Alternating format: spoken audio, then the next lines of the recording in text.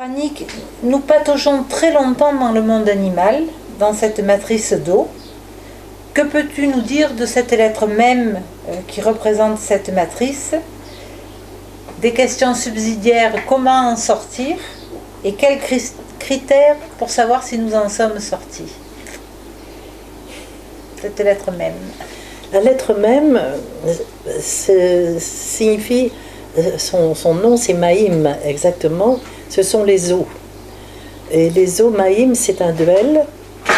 On pourrait presque entendre dans le nom Maïm le monde du Ma et le monde du Mi. Le monde du Ma, c'est la matière, c'est le monde matériel, le monde observable que nous pouvons toucher, dont nous pouvons faire l'expérience, alors que le monde du Mi, c'est le monde du miracle, du mystère. Bon, on va retrouver ces deux racines dans presque toutes les langues. Ce sont des racines mères, véritablement. On retrouve donc cela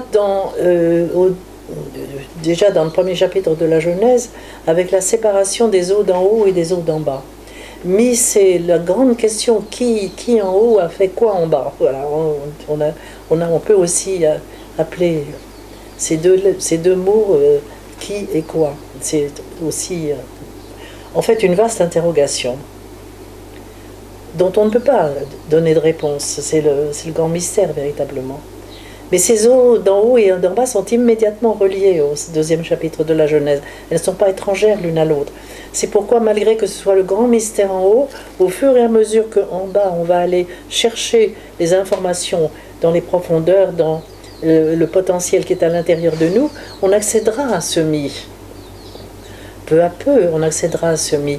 Donc, il nous est totalement étranger, mais il ne nous restera pas étranger. C'est tout le mystère de la lettre même.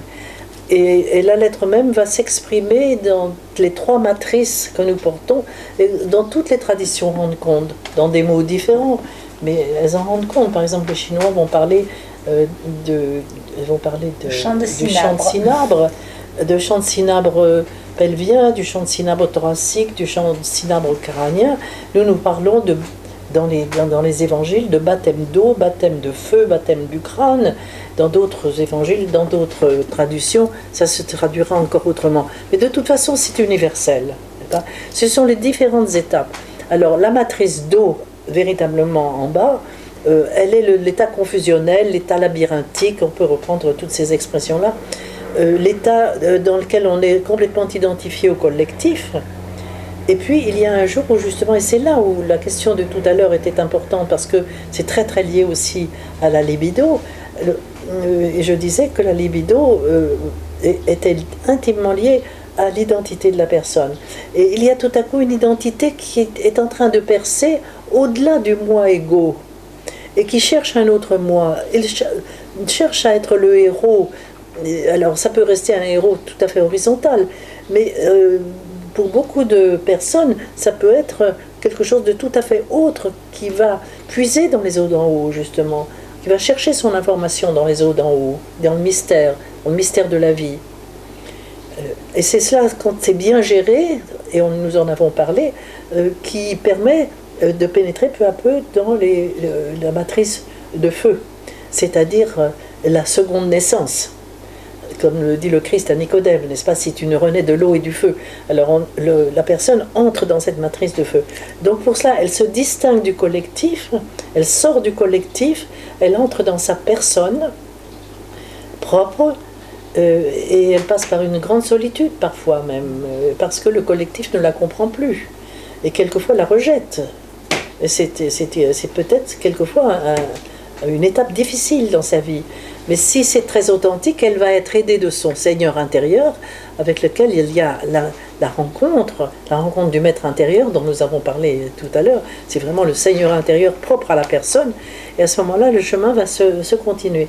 Et elle ne retournera dans la matrice d'eau que pour y puiser les énergies, pour les épouser. Mais c'est plus la confusion avec les énergies. Elle les nomme et elle les prend en main, comme nous l'avons dit, et elle va les accomplir. Voilà le passage dans la matrice d'eau. Donc la sortie de la matrice d'eau, c'est la sortie de la confusion. C'est la sortie de la confusion. C'est ce que les Hébreux appellent la porte des hommes. Exactement. Et la véritable porte des hommes. L'homme devient un homme véritablement à ce moment-là. Jusque-là, il était l'homme animal et il commence à devenir un homme. Et puis, il va y avoir tout ce travail qui va se faire jusqu'à ce que tout soit accompli. Le Christ sur la croix va dire tout est accompli. Alors, c'est l'entrée dans la matrice du crâne. Il est très très difficile d'en parler, de cette matrice du crâne, parce qu'il ne semble pas que nous la vivions pendant notre vie physique en ce monde. Il semble que ce soit après la mort que nous entrions dans la matrice du crâne. Mais on peut tout de même déjà voir ce qui s'y passe, entrer un petit peu déjà dans ce mystère. Et c'est une grande chose, très très grande chose. Moi, je voudrais savoir déjà comment on sait qu'on est sorti de la matrice d'eau. Quels critères on pourrait Alors, avoir? le critère, c'est surtout qu'on n'est plus esclave du collectif, esclave de la pensée collective. Alors, ça peut être aussi un ego qui a raison, a toujours raison, etc., au-delà de tout le monde.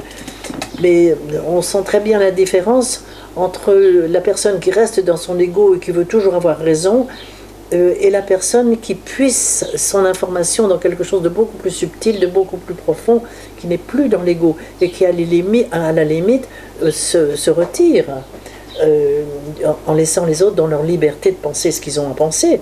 Elle se retire, elle ne s'impose pas, tu vois. Tandis que celui qui est dans une affirmation s'impose, tu vois. Et c'est ça la grande différence. Mais c'est vrai que quelquefois c'est beaucoup plus subtil que ce que je peux dire là, vois-tu. Et il faut être un vrai maître va être sensible à ça, va être très sensible à l'authenticité d'une personne qui est en train de naître véritablement dans sa liberté intérieure, une liberté qui n'a plus rien à voir avec le libre arbitre à un très premier niveau. C'est la liberté ontologique qui est redoutable, qui fait notre responsabilité justement. C'est quelque chose de magnifique, de très grand, très très grand. Mais bon, je crois que on ne peut véritablement en parler que si on vit cela, hein. C'est très difficile. Mais quand on a passé cette porte des hommes, on refait quand même les mêmes erreurs. On peut refaire des erreurs, on peut retomber, mais on se voit retomber. Ça, c'est un critère objectif. Ah oui, on se voit retomber, bien sûr. On peut prendre l'exemple du livre de Tobie, où Tobie est un homme qui a déjà fait un chemin énorme sur lui, énorme. Et puis, bon, il est il est expatrié avec toute cette gentry d'Israël au VIe siècle de notre ère. Et il ne peut pas supporter d'avoir été expatrié, il est humilié, il est dans une amertume profonde, il est dans une expiation tragique, il n'a plus le droit au bonheur, il n'a plus le droit à rien, etc. Et ça, c'est vraiment l'erreur la plus totale. Et puis, le Seigneur lui envoie la cécité, il est aveugle au regard du monde, pour entrer dans un regard intérieur, et il replonge en lui, il voit sa faute, il voit son amertume, il voit son interdit au bonheur qui n'est pas juste, tu vois, parce qu'il est dans une expiation que Dieu ne demande pas. À ce sujet, j'ai envie de raconter ce que j'ai découvert l'autre jour dans les évangiles, qui m'a beaucoup touchée. C'est un évangile où le Christ guérit un aveugle. Et ils sont dans un bourg, et le Christ fait sortir l'aveugle du bourg pour le guérir. Et puis il va lui mettre de la salive sur les yeux, il le guérit. Et puis il dit, quand l'aveugle est guéri et qu'il s'en va, il lui dit « Ne retourne pas dans le bourg ». Alors je me suis demandé ce que ça venait faire le bourg là-dedans. Et puis jusqu'au moment où je me suis aperçu que le bourg, c'était le même mot. Kafor, c'est le même mot que l'expiation. C'est-à-dire la culpabilité, etc. Tu es guéri, n'entre plus dans l'expiation. Soit dans la joie de Dieu, soit dans la fête, comme exactement dans l'évangile de cet homme qui se repent, là, comment ça s'appelle, et qui revient vers le Père, le fils prodigue, et qui revient vers le Père, et le Père fait immédiatement commander le repas de noces, etc. Il ne lui dit pas va expier ta faute et puis après tu reviendras. il lui dit, repas de noces immédiatement. C'est ça, le pardon divin, c'est l'amour infini, tu comprends. Et nous, on est dans des histoires d'expiation, de réparation des fautes, de machin et de soutre. C'est insupportable. Insupportable. Et bon, je vois les gens de ma génération, parce que la génération actuelle, c'est un peu autre chose, heureusement déjà. Mais dans ma génération, je vois combien de gens mourir avec une peur épouvantable du jugement de Dieu et du jugement dernier. Du jugement et donc de la réparation des fautes, etc. Donc de l'enfer. On est dans des visions mais infantiles. Infantiles. Il y a un mot que tu as employé tout à l'heure qui mériterait beaucoup plus d'explications, c'est la notion de liberté. Quand c'est que l'homme est libre? Je vais me reporter à Nicolas Berdyaev, que j'aime beaucoup. C'est vraiment un seigneur, ce Nicolas Berdyaev. Et Nicolas Berdyaev dit « La liberté est antérieure au créé ». Alors, je le comprends très bien en ce sens que avant la création d'Adam, le verset d'avant la création d'Adam, il y a cette sorte de ce que les pères appellent de grand conseil divin. Et Dieu dit, faisons un Adam dans notre image, capable de ressemblance, et qu'il domine sur les poissons de la mer, sur les oiseaux du ciel, etc. C'est le verbe faire. Faisons un Adam. Ce qui veut dire, puisque le verbe faire a toujours pour sujet et Dieu et l'homme, que l'homme est déjà là, pas encore créé, c'est-à-dire encore indifférencié dans le sein divin, pas encore indifférencié, mais il est là. Et c'est un peu comme si Michel-Ange demandait à David, qui est dans le marbre, « Est-ce que tu es d'accord pour être créé ?» Et David dit oui. Alors, le marbre, c'est la chair de Michel-Ange. Et Michel-Ange va créer son David. Je donne cette image-là pour essayer de comprendre. Parce que poser dans le voir, le verbe créer, comme je l'ai dit tout à l'heure, c'est poser dans le voir, c'est un processus de différenciation. Nous sommes à l'image. Et il va y avoir cette même image dans le processus de différenciation entre Adam et son autre côté.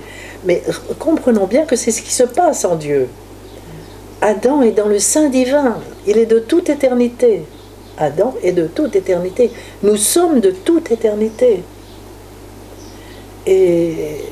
Et voilà, le créer, c'est ce processus de différenciation. Mais à partir du moment où nous avons dit oui au créé, nous sommes responsables.